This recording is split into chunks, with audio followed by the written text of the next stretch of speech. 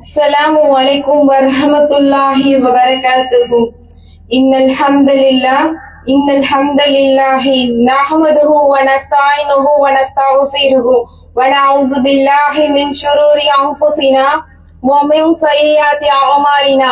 May yahdihillahu fala mudilla lahu wa may yudlil fala hadiya lahu. Wa ashhadu an la ilaha illallah wahdahu la sharika lahu وأشهد أن محمدا عبده ورسوله أما بعد يا أيها الناس اتقوا ربكم الذي خلقكم من نفس واحدة وخلق منها زوجها وبث منهما رجالا كثيرا ونساء واتقوا الله الذي تساءلون به والأرحام إن الله كان عليكم رقيبا يا أيها الناس آمنوا الرسول بما أنزل ரப்பி ஸித்னி இல்மா. அன்பிற்குரிய எல்லாம் அல்ல அல்லாஹ்வின் நல்லடியார்களே, அல்லாஹ்வின் சாந்தியும் சமாதானமும் என்றென்றும் நபி ஸல்லல்லாஹு அலைஹி வஸல்லம் அவர்கள் மீதும் அவர்களின் குடும்பத்தார்கள் மீதும் உத்தம சத்திய சஹாபாக்கள் மீதும் இன்னும் தாபீன்கள் மீதும் தபோ தாபீன்கள் மீதும் என்றென்றும் அல்லாஹ்வின் சாந்தியும் சமாதானமும் நிலவட்டுமாக. இங்கு அனைவரும் இருக்கக்கூடிய அனைவருக்கும் அல்லாஹ்வின் சாந்தியும் நிலவட்டுமாக என்று பிரார்த்தித்தவளாக எனது உரையை ஆரம்பம் செய்கிறேன். அஸ்ஸலாமு அலைக்கும். என்னுடைய தலைப்பு இணை வைப்பை வேறறுத்த நபி இப்ராஹிம் அலை அவர்கள். இந்த நம்ம பிறரை விட நம்ம அதிகமா சிறந்து விளங்கணும் அப்படின்றதுக்காக அவர்கள் அதிக விஷயங்கள்ல போட்டி போட்டு கொண்டிருக்கிறவர்களாக இருக்கிறாங்க. அதே போன்று நாம மார்க்க விஷயங்கள்ல சிறந்து விளங்கக்கூடியவர்களாக இருந்தால்தான் மறுமையில உள்ள அந்த சொர்க்கத்தை நம்ம அடைய முடியும். அப்போ நம்ம மார்க்கத்தை அழகிய மார்க்க முடியவர்களாக நம்ம ஆகணும். அது மாதிரி யாரு இருந்தாங்க அப்படின்னா நபி இப்ராஹிம் அலி அவர்கள் அழகிய மார்க்க முடியவர்களாக தான் இருந்தாங்க. இதை பற்றி அல்லாஹ் தனது வசனத்தில் 4வது அத்தியாயம் 125வது வசனத்திலே பேசுகின்றான்.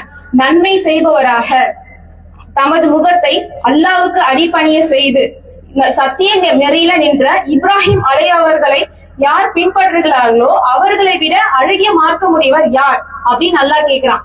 இன்னும் நான் இப்ராஹிம் அலி அவர்களை முற்று நண்பரா ஆக்கி கொண்டேன் என்று சொல்கிறான். அப்போ இதுல இருந்து நம்ம விளங்கக்கூடியது என்ன? இப்ராஹிம் அலி அவர்கள் அழகிய மார்க்கத்தை உடையவர்கள் என்ற அந்த காரணத்தினாலதான் திருக்குறான்ல அல்லாஹ் இப்ராஹிம் அலி அவர்களை பின்பற்றுமாறு நம்மள வலியுறுத்துறான். அப்போ இப்ராஹிம் அலி அவர்களுடைய அந்த கொள்கை என்னவா இருந்தது? ஏகத்துவத்தை எடுத்துரைக்கிற ஏக இறைவனை ஒருவனே என்ற அந்த கொள்கை தான் அவர்களுடைய கொள்கையா இருந்தது. இணை வைப்பு என்ற அந்த கொள்கையை வேற இருக்கக்கூடியவர்களாக இருந்தாங்க. இணை வைப்பு இப்ப இருக்க காலகட்டத்துல மக்கள் எப்படி இருக்காங்க? இணை வைப்பு என்பது அல்லாஹ்வை வணங்குறது போல ஏதாச்சும் ஒரு மனிதனை அப்படி இல்லைன்னா சிலர் ஏதோ ஒரு பொருளை வணங்குறது தான் இணை வைப்பு அப்படின்னு நினைக்கிறாங்க.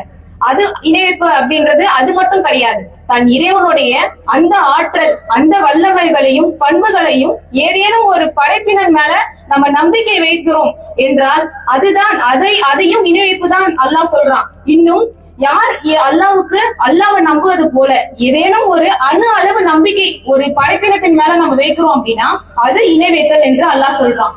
இன்னும் அல்லாஹ் தனது வசனங்கள்ல சொல்றான், வல்லஸீன ததுஊன மின் தூனிஹி, அவனை என்று யாரை நீங்கள் பிரார்த்திக்கிறீர்களோ மா யம்லிகூன மின் கிதுமீர், அவர்கள் சிறிதளவு கூட அதிகாரம் பெற மாட்டார்கள் அப்படின்னு அல்லாஹ் சொல்றான்.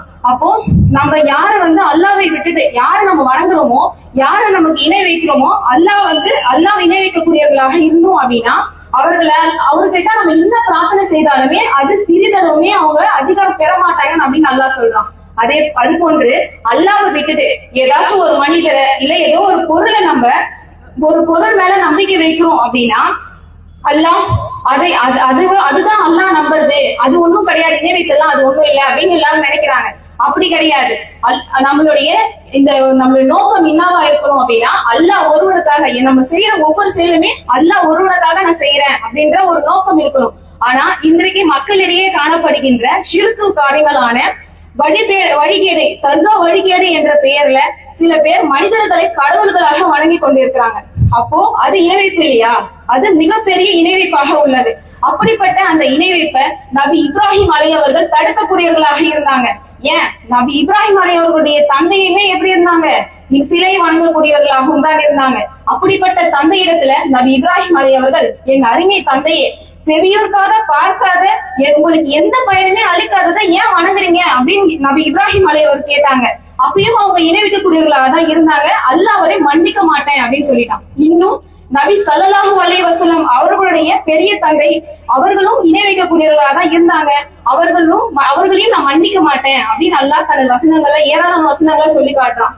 இதுல அல்லாஹ் இணை வைக்கக்கூடியவங்களை பத்தி அல்லாஹ் சொல்றான், இன்னல்லாஹ லா யக்ஃபிரு ஐ யுஷ்ரக பிஹி, தனக்கு இணை கற்பிப்பவரை அல்லாஹ் மன்னிக்கவே மாட்டேன் அப்படின்னு சொல்றான். நம்ம ஒவ்வொரு தவறுகள், சிறிய தவறுகளா இருந்தாலும் சரியா, அல்லாஹ் இணை வைப்பை தவிர்த்து மீறி செய்யற நம்ம எல்லா தவறுகளையும் அல்லாஹ் மன்னிப்பான்.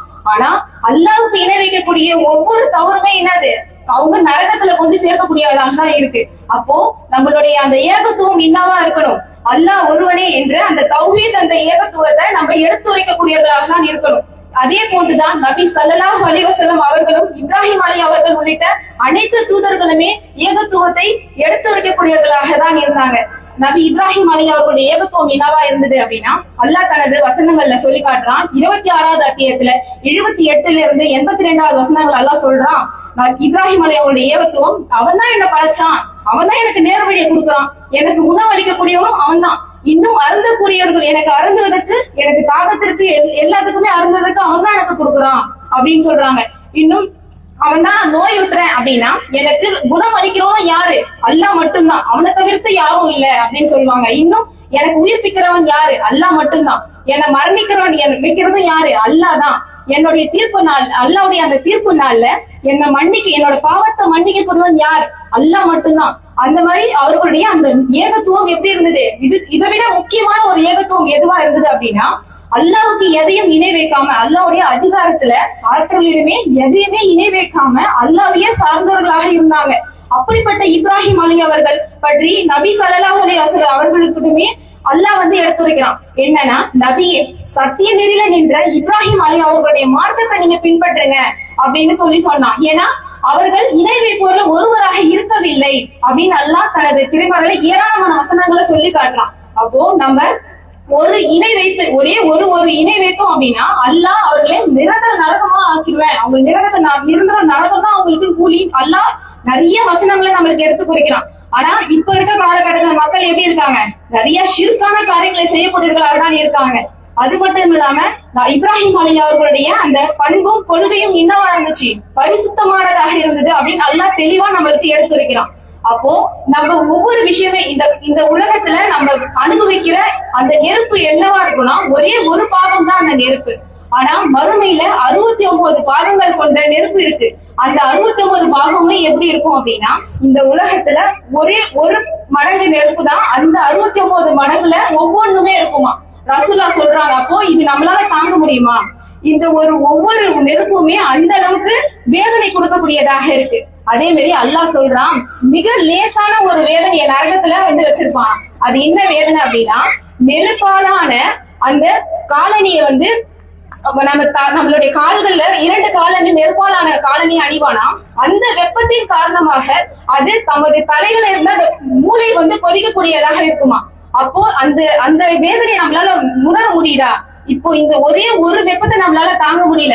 அப்போ 69 வெப்பம் கொண்ட அந்த நரகத்துல நிரந்தரமா நம்மளால இருக்க முடியுமா? அவங்களுடைய கதை என்ன சிந்தித்து பாருங்க. அப்போ இணை வைக்கிறவங்கள அல்லாஹ் மன்னிக்கவே மாட்டேன்னு சொல்லி பல வசனங்களை சொல்லி காட்டுறான். அப்போ இன்ஷா அல்லாஹ் இனி வரும் காலகட்டத்துல நம்ம ஒவ்வொரு விஷயமே இணை வைக்கக்கூடிய அந்த ஷிர்கான காரியங்கள்ல இருந்து நம்ம விலகக்கூடியவர்களாக இருக்க வேண்டும். இந்த உலகத்துல அதிக நன்மைகளை செய்து மறுமையில சிறந்த சொர்க்கமான அந்த ஜன்னத்துல் ஃபிர்தௌஸ் என்ற அந்த சொர்க்கத்தை அடையக்கூடியவர்களாக நம் அனைவரும் இருக்க உங்களையும் என்னையும் அல்லாஹ் ஆக்கி அருள் புரிவானாக என்று பிரார்த்தித்தவளாக எனது உரையை நிறைவு செய்கிறேன். அஸ்ஸலாமு அலைக்கும் வரஹ்மத்துல்லாஹி வபரகாத்துஹு.